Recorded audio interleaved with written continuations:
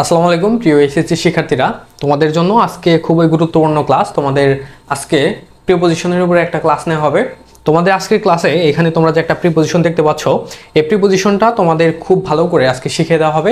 তো আজকে আমাদের ক্লাসটা তোমাদের প্রিপোজিশন তুমি কিভাবে ভালো করতে পারো, তুমি যদি একজন ভালো স্টুডেন্ট নাও হয়ে থাকো, আজকের ক্লাসে তোমাদের যে বিষয়গুলো নিয়ে আমি কথা বলবো, এই বিষয়গুলো তুমি যদি ফলো করো, আর আজকে আমি তোমাকে যেভাবে আমরা প্রিপোজিশনটা সমাধান করব, এই বিষয়গুলো তুমি যদি ফলো করো, তাহলে তুমি যদি প্রিপোজিশন কম উপরে থাকো, তাহলে কিন্তু তুমি প্রিপোজিশন অবশ্যই ভালো করতে পারবে।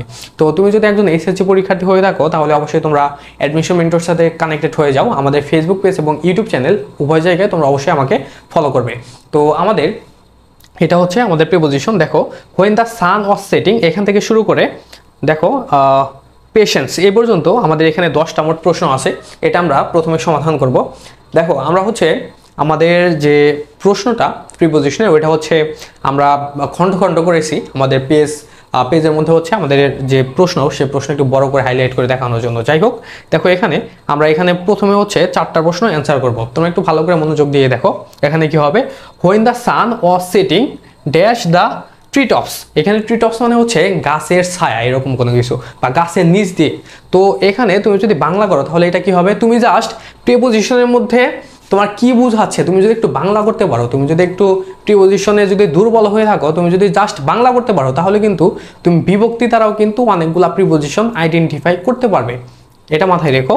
আর তোমাদের কিন্তু প্রিপোজিশনের মধ্যে তুমি যে বোর্ডে পরীক্ষা দাও না কেন, তোমাদের কিন্তু ম্যাক্সিমামগুলাই কিন্তু তোমাদের অ্যাপ্রোপ্রিয়েট প্রিপোজিশন থেকে কিন্তু প্রশ্ন হয়ে থাকে। আর বেসিক প্রিপোজিশন থেকে খুবই কম, অ্যাপ্রোপ্রিয়েট প্রিপোজিশন থেকে তোমাদের প্রশ্ন বেশি হয়ে থাকে। তো এখানে তোমাদের এতে কি হবে, দেখো এখানে কি বলছে, when the sun was setting dash the tree tops, মানে যখন সূর্য গাছের নিচ দিয়ে অস্ত যাচ্ছিল। তো এখানে সেটিং, এখানে তুমি কিন্তু চাইলে setting behind the tree tops এটা দিতে পারো। এখানে কিন্তু তোমাদের বিহাইন্ড দিলেও হবে, মানে গাছের নিচ দিয়ে বা গাছের পাশ দিয়ে যখন অস্ত যাচ্ছিল, তুমি এখানে চাইলে কিন্তু বিহাইন্ড দিতে পারো। তারপর তুমি কিন্তু চাইলে এখানে আন্ডার দিতে পারো, বিহাইন্ড দ্য ট্রি টপস বা আন্ডার দ্য ট্রি টপস, এটা কিন্তু তুমি এখানে ইউজ করতে পারো। দেখো কি বলছে, the jailer came dash the room of Socrates. Socrates কিন্তু অনেক বিখ্যাত একজন মানুষ ছিলেন, তার কথাই বলছে, তাকে নিয়ে হচ্ছে আমাদের প্রিপোজিশনটা।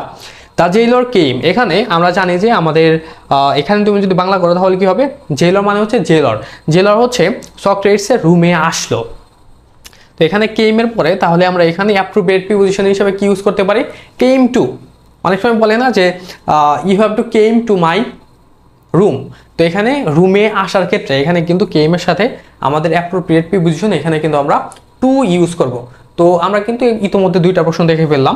তো তুমি যদি এভাবে অ্যান্সার করো, তাহলে কিন্তু তোমার প্রিপোজিশনে সেরকম সমস্যা হওয়ার কথা না। তারপর তুমি যখন সিতে যাবে, দেখো সিতে আমাদের এখানে কি বলছে, দেখো সক্রেটস, দেখো এখান থেকে আবার দেখি, the jailer came to the room of Socrates to bid him prepare dash death. এখানে আমরা অ্যাপ্রোপ্রিয়েট প্রিপোজিশন আমরা জানি যে প্রস্তুতি নেওয়ার ক্ষেত্রে প্রিপেয়ারের পরে আমরা সবসময় আমরা অ্যাপ্রোপ্রিয়েট প্রিপোজিশন কি ইউজ করি, আমরা কিন্তু অ্যাপ্রোপ্রিয়েট প্রিপোজিশন ফর ইউজ করে থাকি। প্রিপেয়ার ফর এখানে কিন্তু আমাদের রাইট অ্যান্সার ফর হবে। সি নম্বর প্রশ্ন পেয়ে গেলাম। তো তুমি কিন্তু এভাবে অ্যান্সার করতে পারো। তারপর ডিতে দেখো কি বলছে, ইন দোজ ডেজ, এখানে ইন দোজ, এই দোজ মানে কিন্তু অতীত বুঝায়, আর যেটা হচ্ছে আমাদের দিস TACSC, এটা দ্বারা কিন্তু বর্তমান সময়কে বোঝায়, আর দোজ দ্বারা ওই দিনগুলিতে।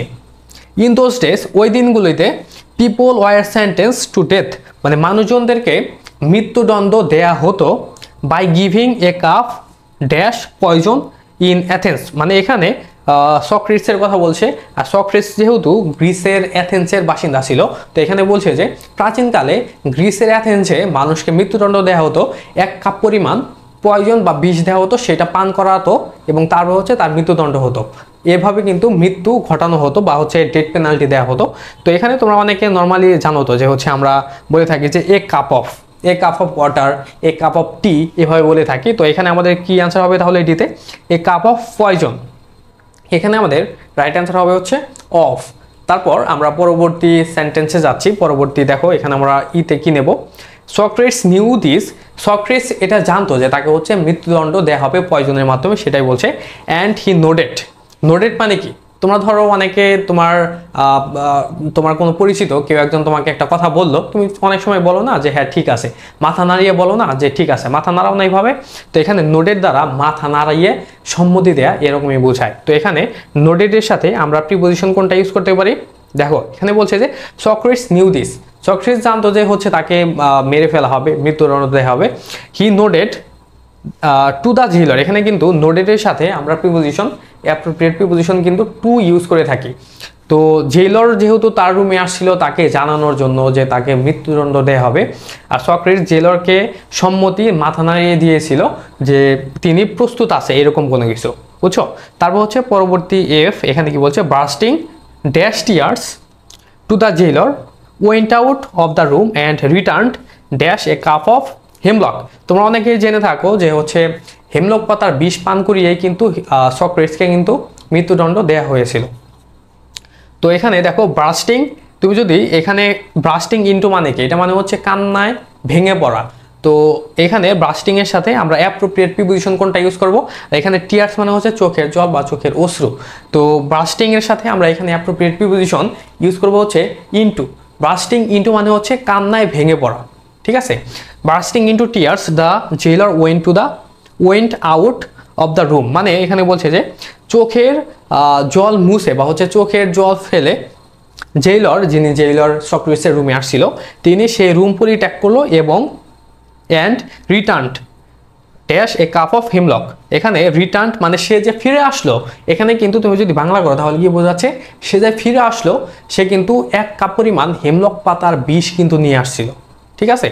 তো এখানে কিন্তু কি হবে? Returned with.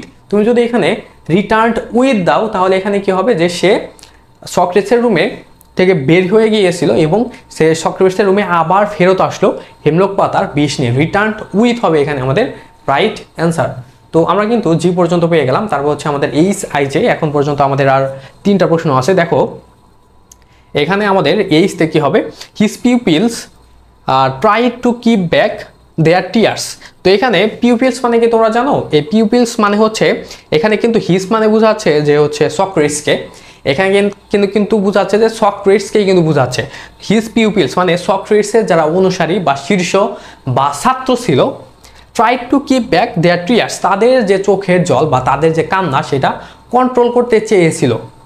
বাট সুন, কিন্তু দ্রুতই, the room was filled dash the sound of weeping. এই উইপিং মানে হচ্ছে কান্নাকাটি করা। তো সক্রেটিসের যারা হচ্ছে অনুসারী বা শীর্ষ ছিল তারা চাচ্ছিল যে কান্নাকাটি দমিয়ে রাখার জন্য, কিন্তু খুব দ্রুতই রুমটা কান্নায় কি হয়ে গেল? পরিপূর্ণ হয়ে গেল। তো এখানে ফিল্ডের সাথে কান্নায় পরিপূর্ণ হয়ে গেল, একটা রুম কোন একটা বস্তুতে পরিপূর্ণ হয়ে গেল, বা হচ্ছে তোমার একটা এই ধরনের কোনো একটা সামথিং কোনো কিছু তোমার পরিপূর্ণ হয়ে যাওয়া অর্থে সেখানে কিন্তু আমাদের ফিল্ডের সাথে অ্যাপ্রোপ্রিয়েট প্রিপোজিশন কিন্তু আমরা সেখানে উইথ ইউজ করে থাকি। Filled with the sound of weeping, এইখানে আমাদের এইচতে রাইট অ্যান্সার হবে হচ্ছে উইথ। তারপর দেখো আইতে কি হয়? With the cup of poison, মানে পয়জন বা হচ্ছে বিষের যে কাপ, সে কাপ নিয়ে, মানে এখানে বুঝাচ্ছে, দেখো পুরোটুক পুরি তাহলে তুমি আরো ভালো করে বুঝতে পারবে যে with the cup of poison dash hand Socrates said what is the strange sound. এখানে তুমি যদি বাংলা করো তাহলে কি হবে? সক্রেটিসের জন্য যে মানে 1 কাপ পরিমাণ বিষের যে পাত্র বা বিষের যে পরিমাণ নিয়ে আসা হয়েছিল, তো ওই বিষের যে কাপ সেটা হচ্ছে সক্রেটিস হাতে নিয়েছিল এবং হাতে নিয়ে সে বলছিল যে এই যে what is the strange sound. এখানে তার যে পিউপিলসরা যে কান্নাকাটি শুরু করছিল না, তাদের কথা বলছে, যে এখানে তাদের পিউপিলসরা যে কান্নাকাটি করছে সেটার কথাই বলছে স্ট্রেঞ্জ সাউন্ড। মানে এই যে এই অদ্ভুত বা বিভৎস সাউন্ডটা কিসের, এটা হচ্ছে সক্রেটিস বলছে। হ্যাঁ, তো এখানে তোমাদের দেখো এখানে কি বলছে? With the cup of poison dash hands. এখানে তোমার হাতে যদি কোনো একটা কাপ থাকে তাহলে কি হবে? ইন ইয়োর হ্যান্ডস, এভাবে কিন্তু আমাদের এখানে রাইট অ্যান্সার করতে হবে। তো আমাদের এখানে হবে হচ্ছে with the cup of poison in hands, মানে পয়জনের বা বিষের যে কাপ সেইটা সক্রেটিস হাতে নিয়ে বলল যে what is the strange sound, এটা বলছিল। তো এখানে আমাদের যেতে আইতে রাইট অ্যান্সার হবে হচ্ছে ইন। আমরা আমাদের লাস্ট কোশ্চেন যেতে দেখি আমাদের কি অ্যান্সার হয়। দেখো আই হ্যাভ হিয়ার দ্যাট, আমি শুনেছি যে, এখানে কিন্তু আই দ্বারা সক্রেটিসের কথা বলছে। এ ম্যান শুড ডাই, একজন মানুষের মৃত্যুবরণ করা উচিত। তারপর বলছে কি দেখো, dash peace so be silent and have patience. তার জন্য তোমরা সবাই চুপ করো এবং ধৈর্য ধারণ করো। তো এখানে ডায়ের সাথে তোমরা নর্মালি কি ইউজ করবে বলো তো? এখানে হবে হচ্ছে ডাই ইন পিস, মানে শান্তিতে মৃত্যুবরণ করা। তো এখানে তোমরা জানো যে অনেকে হচ্ছে রেস্ট ইন পিস, তোমরা অনেক জায়গায় শুনে থাকতে পারো। তারপর হচ্ছে অনেকে বলে যে I need to die in peace, এরকম করে কিন্তু বলে থাকে। তো এরকম অর্থে কিন্তু আমরা এখানে ডাই ইন পিস এটা কিন্তু ইউজ করলাম। তো এটাই হচ্ছে আমাদের আজকে প্রিপোজিশনের একটা বোর্ডের একটা প্রশ্ন, এটা তোমাদের সামনে আমি প্রেজেন্ট করলাম এবং বুঝিয়ে দিলাম। তো আশা করি তোমরা প্রিপোজিশনের প্রত্যেকটা প্রশ্ন খুব ভালোভাবে বুঝতে পারছো। তোমাদের প্রিপোজিশন সহ তোমাদের এইচএসসি গ্রামারের, তোমরা যারা এইচএসসি 24-25 বা যারা এখন নিউ 26-এ আসবে, তাদের যদি কোনো প্রশ্ন থাকে, বিশেষ করে 24-25, তোমাদের যদি কোনো প্রশ্ন থাকে তোমাদের ইংলিশ গ্রামার, তারপর হচ্ছে তোমাদের ইংলিশ প্রথম পত্র, এগুলা নিয়ে ফ্লো চার্ট সামারি, সেগুলো কিন্তু তোমরা কমেন্টে আমাকে জানাতে পারো।